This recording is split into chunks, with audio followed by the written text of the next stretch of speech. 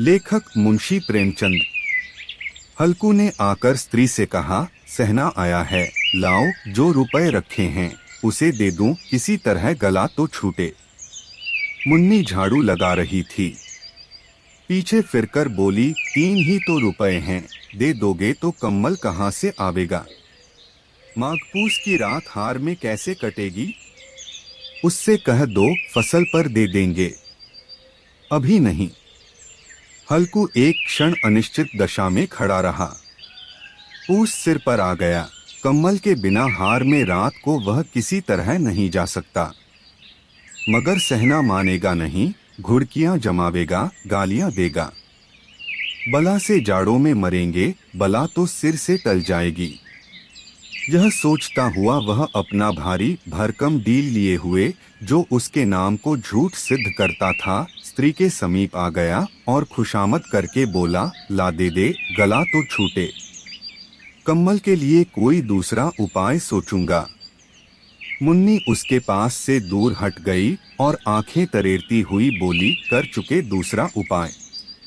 जरा सुनूं तो कौन सा उपाय करोगे? कोई खैरात दे देगा कम्मल। न जाने कितनी बाकी है जो किसी तरह चुकने ही नहीं आती। मैं कहती हूँ तुम क्यों नहीं खेती छोड़ देते? मरमर काम करो, उपज हो तो बाकी दे दो, चलो छुट्टी हुई। बाकी चुकाने के लिए ही तो हमारा जन्म हुआ है। पेट के लिए मजूरी करो, ऐसी खेती से बाज आए। मैं रुपए न दूंगी, न दूंगी। हल्कू उदास होकर बोला, तो क्या गाली खाओ? मुन्नी ने तड़प कर कहा, गाली क्यों देगा, क्या उसका राज है? मगर यह कहने के साथ ही उसकी तनी हुई भौहें ढीली पड़ गईं। हल्कू के उस वाक्य में जो कठोर सत्य था, वह मानो एक भीषण जंतु की भांति उसे घूर रहा था। उसने जाकर आले पर से रुपए निकाले और लाकर हल्कू के हाथ पर रख दिए। फिर बोली, तुम छोड़ दो अब की से खेती। मजूरी में सुख से एक रोटी तो खाने को मिलेगी, किसी की धौंस तो न रहेगी। अच्छी खेती है, मजूरी करके लाओ, वह भी उसी में झोंक दो, उस पर धौंस। हल्कू ने रुपए लिए और इस तरह बाहर चला मानो अपना हृदय निकाल कर देने जा रहा हो। उसने मजूरी से एक एक पैसा काटक पट कर 3 रुपए कम्मल के लिए जमा किए थे। वह आज निकले जा रहे थे। एक एक पग के साथ उसका मस्तक अपनी दीनता के भार से दबा जा रहा था। पूस की अंधेरी रात, आकाश पर तारे भी ठिठुरते हुए मालूम होते थे। हल्कू अपने खेत के किनारे ऊख के पतों की एक छतरी के नीचे बांस के खटोले पर अपनी पुरानी गाढ़े की चादर ओढ़े पड़ा कांप रहा था। खाट के नीचे उसका संगी कुत्ता जबरा पेट में मुहर डाले सर्दी से कूकू कर रहा था। 2 में से एक को भी नींद न आती थी। हल्कू ने घुटनियों को गर्दन में चिपकाते हुए कहा, क्यों जबरा, जाड़ा लगता है? कहता तो था, घर में पुआल पर लेट रह, तो यहाँ क्या लेने आए थे? अब खाओ ठंड, मैं क्या करूं? जानते थे मैं यहाँ हलवा पूरी खाने आ रहा हूँ। दौड़े दौड़े आगे आगे चले आए। अब रो नानी के नाम को डोट जबरा ने पड़े पड़े दुम हिलाई और अपनी कूकू को दीर्घ बनाता हुआ एक बार जम्हाई लेकर चुप हो गया। उसकी श्वान बुद्धि ने शायद ताड़ लिया, स्वामी को मेरी कूकू से नींद नहीं आ रही है। हल्कू ने हाथ निकालकर जबरा की ठंडी पीठ सहलाते हुए कहा, कल से मत आना मेरे साथ, नहीं तो ठंडे हो जाओगे। यह रांड पछुआ न जाने कहां से बर्फ लिए आ रही है। उठूं फिर एक चिलम भरूं, किसी तरह रात तो कटे। 8 चिलम तो पी चुका। यह खेती का मजा है। और एक एक भगवान ऐसे पड़े हैं जिनके पास जाड़ा जाए तो गर्मी से घबराकर भागे। मोटे मोटे गद्दे, लिहाफ, कम्बल। मजाल है जाड़े का गुजर हो जाए। तकदीर की खूबी। मजूरी हम करें, मजा दूसरे लूटें। हल्कू उठा, गड्ढे में से जरासी आग निकालकर चिलम भरी। जबरा भी उठ बैठा। हल्कू ने चिलम पीते हुए कहा, पिएगा चिलम? जाड़ा तो क्या जाता है, जरा मन बदल जाता है। जबरा ने उसके मुंह की ओर प्रेम से छलकती हुई आंखों से देखा। हल्कू, आज और जाड़ा खा ले, कल से मैं यहाँ पुआल बिछा दूंगा, उसी में घुसकर बैठना, तब जाड़ा न लगेगा। जबरा ने अपने पंजे उसकी घुटनियों पर रख दिए और उसके मुंह के पास अपना मुंह ले गया। हल्कू को उसकी गर्म सांस लगी। चिलम पीकर हल्कू फिर लेटा और निश्चय करके लेटा कि चाहे कुछ हो अब की सो जाऊंगा, पर एक ही क्षण में उसके हृदय में कंपन होने लगा। कभी इस करवट लेटता, कभी उस करवट पर, जाड़ा किसी पिशाच की भांति उसकी छाती को दबाए हुए था। जब किसी तरह न रहा गया तो उसने जबरा को धीरे से उठाया और उसक सिर को थपथपाकर उसे अपनी गोद में सुला लिया। कुत्ते की देह से जाने कैसी दुर्गंध आ रही थी, पर वह उसे अपनी गोद में चिपटाए हुए ऐसे सुख का अनुभव कर रहा था जो इधर महीनों से उसे न मिला था। जबरा शायद यह समझ रहा था कि स्वर्ग यही है, और हल्कू की पवित्र आत्मा में तो उस कुत्ते के प्रति घृणा की गंध तक न थी। अपने किसी अभिन्न मित्र या भाई को भी वह इतनी ही तत्परता से गले लगाता। वह अपनी दीनता से आहत न था जिसने आज उसे इस दशा को पहुंचा दिया। नहीं, इस अनोखी मैत्री ने जैसे उसकी आत्मा के सब द्वार खोल दिए थे और उनका एक एक अणु प्रकाश से चमक रहा था। सहसा जबरा ने किसी जानवर की आहट पाई। इस विशेष आत्मीयता ने उसमें एक नई स्फूर्ति पैदा कर दी थी जो हवा के ठंडे झोंकों को तुच्छ समझती थी। वह झपटकर उठा और छपरी से बाहर आकर भूंकने लगा। हल्कू ने उसे कई बार चुमकार कर बुलाया, पर वह उसके पास न आया। हार में चारों तरफ दौड़ दौड़ कर भूंकता रहा। एक क्षण के लिए आ भी जाता तो तुरंत ही फिर दौड़ता। कर्तव्य उसके हृदय में अरमान की भांति ही उछल रहा था। 1 घंटा और गुजर गया। रात ने शीत को हवा से धधकाना शुरू किया। हल्कू उठ बैठा और दोनों घुटनों को छाती से मिलाकर सिर को उसमें छिपा लिया, फिर भी ठंड कम न हुई। ऐसा जान पड़ता था सारा रक्त जम गया है, धमनियों में रक्त की जगह हिम बह रहा है। उसने झुककर आकाश की ओर देखा। अभी कितनी रात बाकी है? सप्तर्षि अभी आकाश में आधे भी नहीं चढ़े, ऊपर आ जाएंगे तब कहीं सवेरा होगा। अभी पहर से ऊपर रात है। हल्कू के खेत से कोई एक गोली के टप्पे पर आमों का एक बाग था। पतझड़ शुरू हो गई थी। बाग में पत्तियों को ढेर लगा हुआ था। हल्कू ने सोचा, चलकर पत्तियां बटोरूं और उन्हें जलाकर खूब तापूं। रात को कोई मुझे पत्तियां बटोरते देख तो समझे कोई भूत है। कौन जाने कोई जानवर ही छिपा बैठा हो, मगर अब तो बैठे नहीं रहा जाता। उसने पास के अरहर के खेत में जाकर कई पौधे उखाड़ लिए और उनका एक झाड़ू बनाकर हाथ में सुलगता हुआ उपला लिए बगीचे की तरफ चला। जबरा ने उसे आते देखा तो पास आया और दुम हिलाने लगा।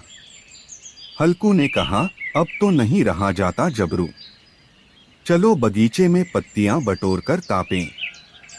टांठे हो जाएंगे तो फिर आकर सोएंगे, अभी तो बहुत रात है। जबरा ने कूकू करके सहमति प्रकट की और आगे आगे बगीचे की ओर चला। बगीचे में खूब अंधेरा छाया हुआ था और अंधकार में निर्दय पवन पत्तियों को कुचलता हुआ चला जाता था।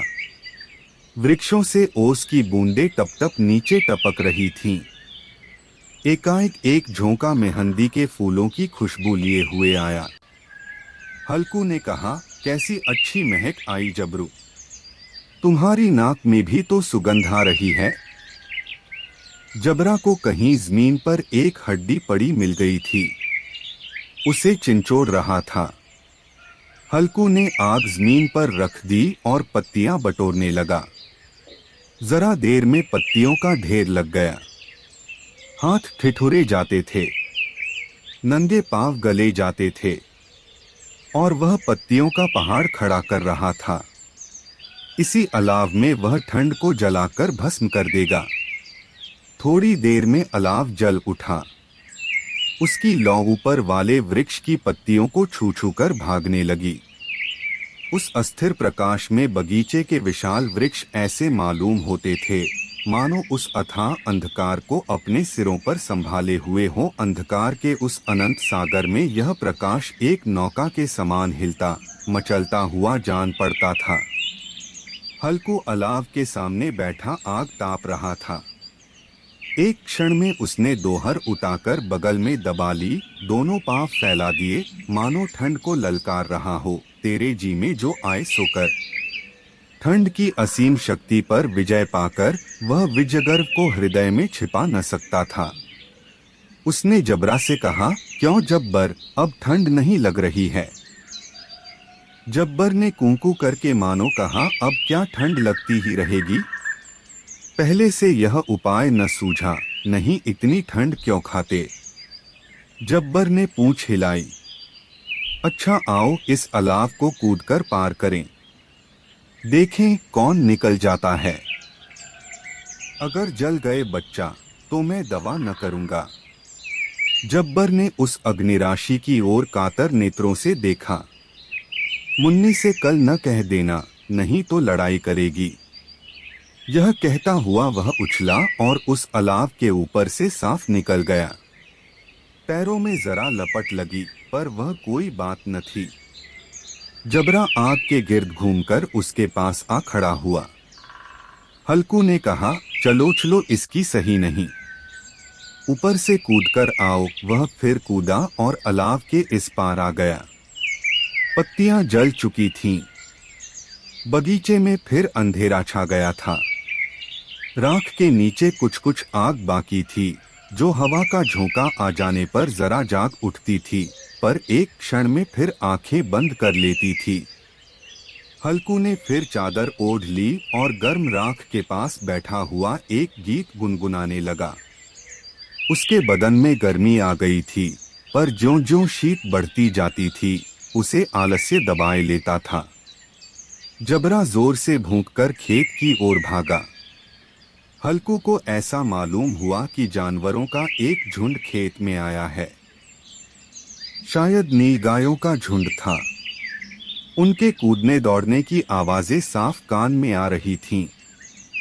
फिर ऐसा मालूम हुआ कि खेत में चर रही हैं। उनके चबाने की आवाज चरचर सुनाई देने लगी।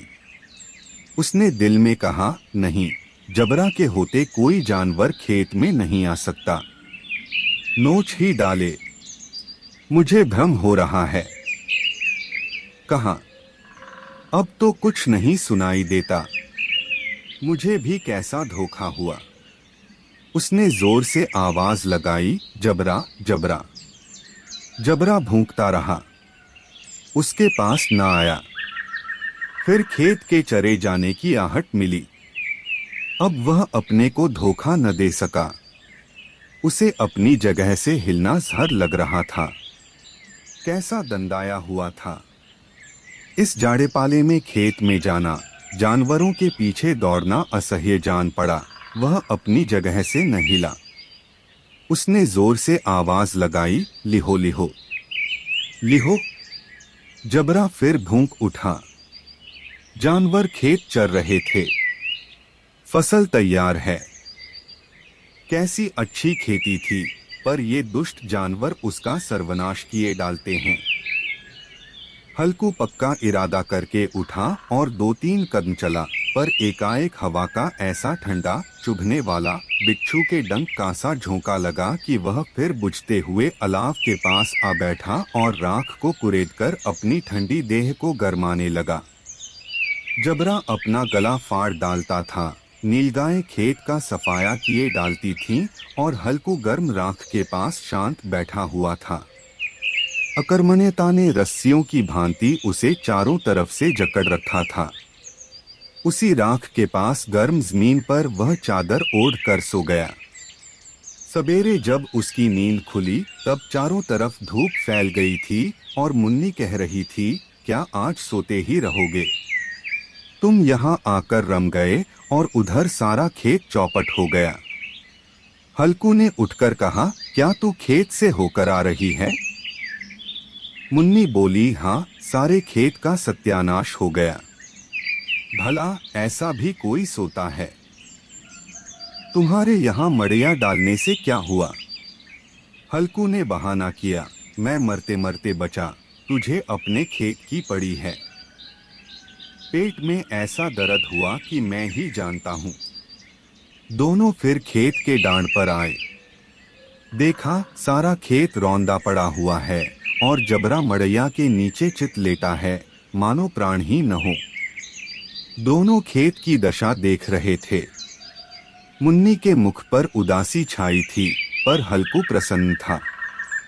मुन्नी ने चिंतित होकर कहा, अब मजूरी करके मालगुजारी भरनी पड़ेगी। हल्कू ने प्रसन्न मुख से कहा, रात को ठंड में यहाँ सोना तो न पड़ेगा।